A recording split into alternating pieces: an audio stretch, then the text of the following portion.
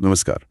आज हम स्टीवन सिसारी की किताब क्लैरिटी पर आधारित कुछ हिंदी ऑडियो और वीडियो समरीज का जरा गहराई से विश्लेषण करने वाले हैं। हाँ, ये कई अलग-अलग सोर्सेज हैं जो इस किताब के आइडियाज को कहानियों और तकनीकों के जरिए समझाते हैं। और विषय भी कुछ ऐसा है जो हम में से कई लोगों को छूता है। बिल्कुल, कभी ऐसा लगता है ना कि जिंदगी भाग तो रही है बहुत तेज, हम व्यस्त भी हैं लेकिन जा कहाँ रहे हैं कुछ साफ नहीं। हाँ, जैसे किसी नाव में बैठे हैं, लहरें भी हैं, पता है चल रही है, पर किनारा कहाँ है, मंजिल क्या है, कुछ अता पता नहीं। सही। और हमारे पास जो ये अलग-अलग समरीज हैं उनमें कुछ दिलचस्प कहानियां भी हैं, जैसे वो सारा की कहानी है। हाँ, जो अपने वैल्यू समझने की कोशिश कर रही है। या फिर वो आरव वाली जो अपने कंफर्ट जोन से बाहर निकलने की सोचता है। और कुछ प्रैक्टिकल तकनीकें भी हैं जो रोज की उलझने सुलझाने में शायद काम आए। तो आज कोशिश यही रहेगी कि इन सब स्रोतों से जो सबसे जरूरी, सबसे काम की बातें हैं वो निकालें। मतलब सिर्फ जानकारी देना मकसद नहीं है, बल्कि ऐसी बातें सामने लाना जो सोचने पर मजबूर करे और शायद छोटे मोटे बदलाव लाने के लिए हिम्मत भी दें। तो चलिए फिर उतरते हैं इस विषय की गहराइयों में। कहाँ से शुरू करें? शायद उस आम अनुभव से शुरू करते हैं जिसका जिक्र कई सोर्सेज में है, वो एहसास कि हम व्यस्त तो बहुत हैं पर दिशाहीन हैं। हाँ, वो खोया खोया सा महसूस करना, समझ नहीं आता कि करें क्या, क्या छोड़ें। इससे फिर स्ट्रेस बढ़ता है और कभी-कभी तो लोग बिल्कुल बर्नआउट जिसे कहते हैं वहां तक पहुंच जाते हैं। ये तो बहुत ही रिलेटेबल है, जैसे किसी धुंध में गाड़ी चला रहे हो, स्पीड तो है पर दिख कुछ नहीं रहा साफ साफ। हाँ, एक समरी में इसकी तुलना वैसे की भी गई थी जैसे बिना नक्शे के समंदर में भटकना। मेहनत तो पूरी हो रही है पर मंजिल नहीं मिल रही, नतीजा सिफर। और यहीं पर क्लैरिटी का आइडिया आता है।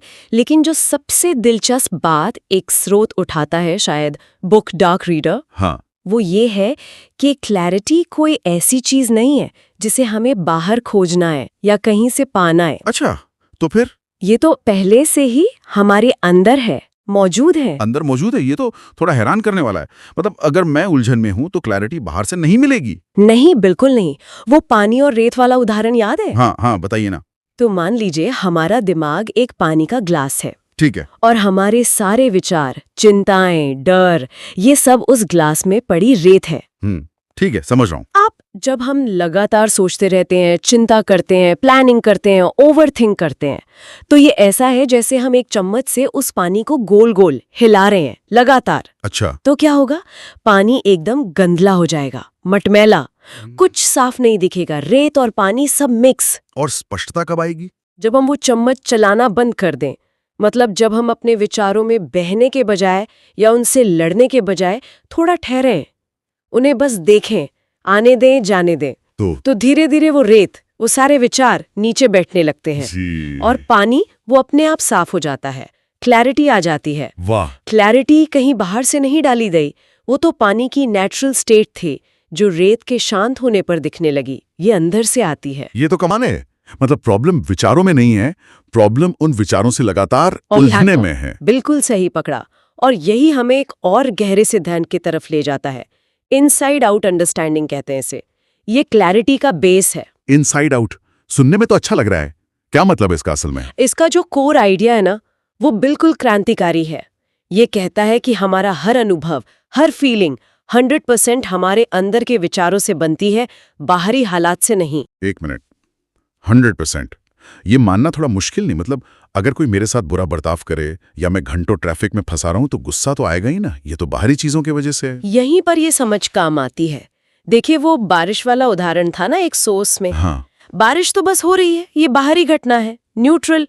लेकिन एक दिन वही बारिश हमें बड़ी रोमांटिक लगती है, चाय पकौड़े याद आते हैं। हाँ। अगले दिन वही बारिश मुसीबत लगती है, कीचड़ हो गया, कपड़े नहीं सूखेंगे, ऑफिस लेट हो जाएगा।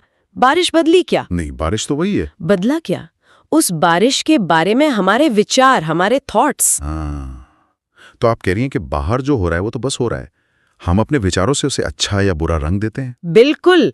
हमारा अनुभव बाहर से अंदर नहीं आता, आउटसाइड इन, बल्कि अंदर से बाहर जाता है, इनसाइड आउट। वो 3 सिद्धांत भी बताए गए हैं, माइंड, कॉन्शियसनेस और थॉट। हाँ, संक्षेप में थे वो माइंड यानी सोर्स, कॉन्शियसनेस यानी जागरूकता और थॉट यानी वो कारीगर जो अनुभव बनाता है। हाँ, जब हम ये समझ जाते हैं कि विचार तो बस आते जाते रहते हैं, वो हम नहीं हैं, तो उनका असर हम पर कम होने लगता है। ये इनसाइड आउट वाला नजरिया वाकई सोचने पर मजबूर करता है। इससे शायद बाहरी चीजों पर हमारी डिपेंडेंसी कम हो सकती है। लेकिन सिर्फ जान लेने से क्या होता है? कई बार हम ये बातें पढ़ते हैं, सुनते हैं, पर जिंदगी तो वैसे ही चलती रहती है। बहुत जरूरी सवाल है ये, और यहीं पर इनसाइट का रोल आता है। मतलब? अंतर्दृष्टि। एक सोर्स कहता है कि असली बदलाव सिर्फ जानकारी जमा करने से नहीं आता। तो किससे आता है? वो आता है किसी बात के गहरे एहसास से, इनसाइट से। जानकारी दिमाग को भर सकती है, पर इनसाइट वो दिमाग को खोल देती है। जैसे अचानक कोई पहेली सुलझ जाए या किसी उलझी बात का मतलब एकदम साफ हो जाए। आहा, मोमेंट जैसा। हाँ, बिल्कुल वैसा ही। वो समुद्र और लहरों वाला उदाहरण था ना? हाँ, बताइए। हमारे विचार, हमारी भावनाएं, ये सब लहरों की तरह हैं, ऊपर नीचे आती जाती, बदलती रहती हैं। लेकिन हम असल में कौन हैं? हम वो गहरे शांत समुद्र हैं जिस पर ये लहरें उठ रही हैं। जिस पल ये एहसास गहराई से होता है, ये इंसाइट मिलती है, उसी पल पुरानी चिंताएं, डर, गुस्सा, ये सब अपने आप कमजोर पड़ने लगते हैं। जैसे कोई झगड़ा होने वाला था और अचानक लगा, अरे छोड़ो भी। लेकिन ये इंसाइट, ये गहरा एहसास, ये आता कैसे है? क्या इसके लिए कोई खास कोशिश करनी पड़ती है? मजे की बात यह है कि ये अक्सर तब आता है जब हम कोशिश करना बंद कर देते हैं। बंद कर देते हैं? हाँ, जब हम दिमाग पर बहुत ज्यादा जोर डालना बंद करते हैं, थोड़ा रुकते हैं, शांत होते हैं। कभी ध्यान दिया है, कोई भूला हुआ नाम याद करने की बहुत कोशिश करो तो याद नहीं आता। हाँ, बिल्कुल होता है। फिर जैसे ही आप हार मानकर कुछ और करने लगते हैं, वो नाम अचानक फट से दिमाग में आ जाता है। अरे हाँ, सही कहा। तो मतलब प्रॉब्लम से जूझना बंद करने पर सॉल्यूशन खुद आ सकता है। कई सोर्सेज इसी रुकने की शक्ति पर जोर देते हैं, पॉज लेने पर। जैसे किसी मुश्किल प्रोजेक्ट में फंस गए हैं तो थोड़ी देर के लिए उससे हट जाना। तो या वो दोस्त वाला उदाहरण जिसने पैसे उधार मांगे, तुरंत हाँ या ना कहने के बजाय थोड़ा समय लेना। बिल्कुल, ये ठहराव, ये पॉज हमें बेहतर, ज्यादा साफ सोचने और निर्णय लेने में मदद करता है। इसी से जुड़ा एक और कमाल का आइडिया था, साइकोलॉजिकल इम्यून सिस्टम। क्या ये सच है कि जैसे हमारा शरीर अपने घाव खुद भरता है, वैसे ही हमारा मन भी अपनी चोटें खुद ठीक कर सकता है? हाँ, सोर्सेज यही बताते हैं। हमारे दिमाग की एक नेचुरल टेंडेंसी होती है संतुलन और शांति की तरफ लौटने की। अगर हम किसी बुरी घटना को, जैसे कोई धोखा मिला या कोई बड़ी असफलता हाथ लगे, उसके बारे में बार बार सोचकर उस जख्म को कुरेदना बंद कर दें, तो मन धीरे धीरे खुद ही शांत हो जाता है। उसे बस मौका देना होता है, लगातार इंटरफेयर करना बंद करना होता है। तो ये जो अंदरूनी समझ है कि अनुभव विचारों से बनता है, इंसाइट रुकने से आती है और मन खुद ठीक हो सकता है। हाँ, ये तो एक तरह से नींव हो गई। बिल्कुल। लेकिन इस नींव पर स्पष्टता का ढांचा बनाने के लिए, मतलब प्रैक्टिकल कदम क्या हैं? सोर्सेस किन पिलर्स की बात करते हैं? हाँ, तो आप प्रैक्टिकल चीजों पर आते हैं। स्रोत कई जरूरी स्तंभ बताते हैं। पहला और शायद सबसे अहम है आत्मज्ञान, खुद को समझना और अपने मूल्यों को पहचानना। यानी सेल्फ नॉलेज और वैल्यूज। हाँ। जैसा कुछ समरीज में था, खुद से वो गहरे सवाल पूछना, मैं असल में कौन हूं, मुझे किन चीजों से खुशी मिलती है, मेरी असली ताकतें क्या हैं, मैं जिंदगी से चाहता क्या हूं। और इसी से जुड़ा है अपने कोर वैल्यूज को पहचानना। ये हमारे कंपास की तरह हैं, हमें दिशा दिखाते हैं कि हमारे लिए क्या सही है, क्या जरूरी है। जैसे ईमानदारी, आज़ादी, परिवार, सीखना, सेवा करना, कुछ भी हो सकता है। हाँ, वो सरा का उदाहरण बहुत अच्छा था। वो सोचती है कि 80 साल की उम्र में लोग उसे कैसे याद रखें। इससे उसके वैल्यूज सामने आते हैं, इम्पैक्ट, ऑथेंटिसिटी, ग्रोथ, करेज, सर्विस। फिर वो देखती है कि उसकी आज की जिंदगी इन वैल्यूज से कितनी मेल खाती है। ये काफी पावरफुल एक्सरसाइज लगती है। बिल्कुल, क्योंकि जब आप जानते हैं कि आपके लिए क्या मायने रखता है, तो दूसरा स्तंभ खड़ा करना आसान हो जाता है। स्पष्ट लक्ष्य और प्राथमिकताएं तय करना। लक्ष्य, गोल्स, इस पर तो बहुत बात होती है। स्मार्ट गोल्स का जिक्र था, specific, measurable, achievable, relevant, time bound. हाँ, पर शायद सबसे जरूरी बात यह है कि लक्ष्य दिल से निकलने चाहिए, सिर्फ दूसरों को दिखाने के लिए या सोसाइटी के प्रेशर में नहीं। और सिर्फ लक्ष्य तय करना काफी नहीं, उनके पीछे का क्यों समझना जरूरी है।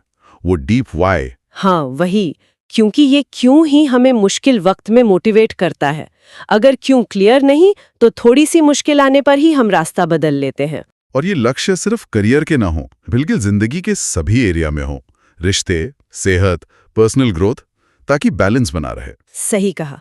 और लक्ष्य तय होने के बाद आता है प्रायोरिटीज तय करना, क्योंकि हम सब कुछ एक साथ तो कर नहीं सकते। वो क्लैरिटी फिल्टर वाला आइडिया था ना। हाँ, कोई भी काम या मौका सामने आए तो खुद से पूछें, क्या ये मेरे लक्ष्यों के साथ अलाइन होता है? क्या ये मेरी टॉप प्रायोरिटी है? क्या इससे मुझे सेटिस्फैक्शन मिलेगा? और अपनी प्रायोरिटीज को प्रोटेक्ट करना भी सीखना होगा, मतलब ना कहना सीखना होगा। हाँ, ये बहुत मुश्किल होता है कई बार। उन चीजों को ना कहना जो जरूरी नहीं है, ताकि हम अपनी एनर्जी सही जगह लगा सकें। बिल्कुल। इसके बाद तीसरा स्तंभ आता है एक्शन प्लान और इरादा, क्योंकि बिना एक्शन के तो अच्छे अच्छे प्लान भी धरे रह जाते हैं। सही बात है, सिर्फ सोचते रहना काफी नहीं। सुझाव था कि बड़े लक्ष्यों को छोटे छोटे मैनेजेबल स्टेप्स में तोड़ें। हाँ, इससे शुरू करना आसान लगता है और मोमेंटम बना रहता है। और एक और चीज थी इरादे से जीना, लिव इंटेंशनली। मतलब दिन भर बस रिएक्ट करने के बजाय सुबह ही तय करें कि आज का इरादा क्या है। हाँ, जैसे वो आरव या रोहन का उदाहरण था। जी। सुबह तय किया कि आज शाम परिवार के साथ डिनर करना है, ये इंटेंशन है। फिर जब दिन में अचानक बॉस ने मीटिंग रख दी, तो सुबह का तय किया इरादा याद दिलाया कि क्या ज्यादा जरूरी है।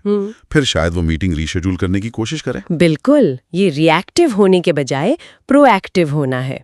तो ये 3 स्तंभ, सेल्फ नॉलेज और वैल्यूज, क्लियर गोल्स और प्रायोरिटीज और इंटेंशनल एक्शन, ये हमें क्लैरिटी की तरफ ले जाते हैं। अच्छा, तो ये तो हो गए पिलर्स। अब कुछ उन प्रैक्टिकल टूल्स या तरीकों की बात करते हैं जो सोर्सेज ने सुझाए हैं। हाँ, कई अच्छे टूल्स का जिक्र है। एक जो लगभग सब में कॉमन था वो है डीक्लटरिंग, अव्यवस्था हटाना। और ये सिर्फ घर की सफाई नहीं है ना? नहीं, बिल्कुल नहीं। 3 तरह के क्लटर हटाने की बात थी।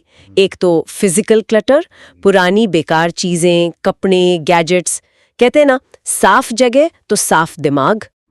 दूसरा मेंटल क्लटर, अधूरे काम, दिमाग में घूमते फालतू के विचार, सोशल मीडिया का शोर, इन सब को कम करना। और तीसरा इमोशनल क्लटर, पुरानी कड़वाहटें, गिले शिकवे, गिल्ट, इन भारी भावनाओं को जाने देना। ये मेंटल और इमोशनल वाला शायद ज्यादा मुश्किल हो, पर लगता है जरूरी भी उतना ही है। हाँ, और इसी से जुड़ा एक और टूल था अपना, आइडियल डे डिजाइन करना।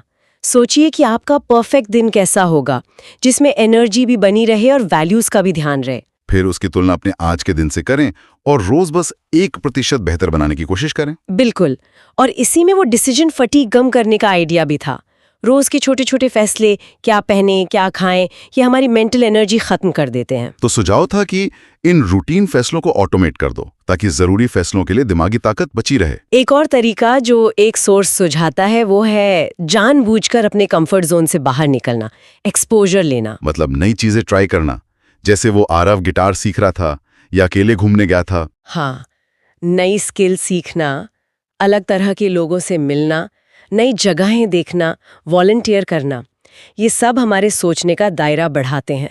हमें अपनी कैपेबिलिटीज पता चलते हैं, नए पर्सपेक्टिव मिलते हैं, इससे भी क्लैरिटी बढ़ती है। तो ये सारे तरीके और स्तंभ हमें क्लैरिटी पाने और बढ़ाने में मदद करते हैं। हाँ, लेकिन क्या ये एक बार का काम है या इसे बनाए रखने के लिए लगातार कुछ करना पड़ता है? नहीं, ये एक बार का काम बिल्कुल नहीं है। सभी सोर्सेज इस बात पर सहमत है कि क्लैरिटी कोई डेस्टिनेशन नहीं है कि पहुंच गए और काम खत्म।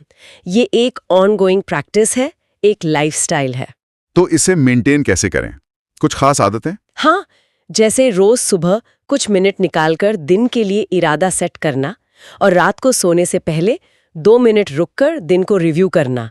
क्या अच्छा रहा, क्या सीखा, कल क्या बेहतर कर सकते हैं। और वीकली या मंथली रिव्यू का भी सुझाव था शायद। हाँ, अपने लक्ष्यों, वैल्यूज, एनर्जी लेवल्स को जांचना और जरूरत के हिसाब से एडजस्ट करना। और उन चीजों से भी बचना होगा जो क्लैरिटी को धुंधला करती हैं। क्लैरिटी किलर्स कहा था उन्हें। बिल्कुल, जैसे एक साथ बहुत सारे लक्ष्य बना लेना, हर वक्त दूसरों से तुलना करना, इंफॉर्मेशन ओवरलोड, डर और सेल्फ डाउट को हावी होने देना, ना कहने में हिचकिचाना और वो परफेक्शनिज्म की जिद। हाँ, हर चीज परफेक्ट होनी चाहिए वाली सोच। इनसे बचना होगा। और हाँ, अच्छी संगत भी बहुत जरूरी है। ऐसे लोग जो आपको इंस्पायर करें, तो कुल मिलाकर इन सभी स्रोतों से जो निचोड़ निकलता है वो ये है कि स्पष्टता, क्लैरिटी हमारे अंदर ही है, कहीं बाहर नहीं ढूंढनी। हाँ, उसे बस जगाना है। खुद को समझकर, अपने वैल्यूज पहचान कर, दिल से लक्ष्य बनाकर, इरादे से जीकर, और जो चीजें ध्यान भटकाती हैं या उलझाती हैं उन्हें हटाकर। और सबसे जरूरी, ये सिर्फ सोचने या समझने की बात नहीं है। नहीं, ये रोजमर्रा की जिंदगी में उतारने की बात है। रुकना, सोचना, चुनना और फिर उस चुने हुए रास्ते पर हिम्मत से आगे बढ़ना। ये एक एक्टिव प्रोसेस है। आप हिलाना आप बंद कर दें तो शायद पानी थोड़ा और साफ हो जाए। या फिर एक और सवाल हो सकता है, आज आप खुद को थोड़ा बेहतर समझने की दिशा में कौन सा एक छोटा सा मगर ईमानदार कदम उठा सकते हैं? इस गहन विश्लेषण में हमारे साथ रहने के लिए धन्यवाद। स्पष्ट सोच के साथ आगे बढ़ते रहें।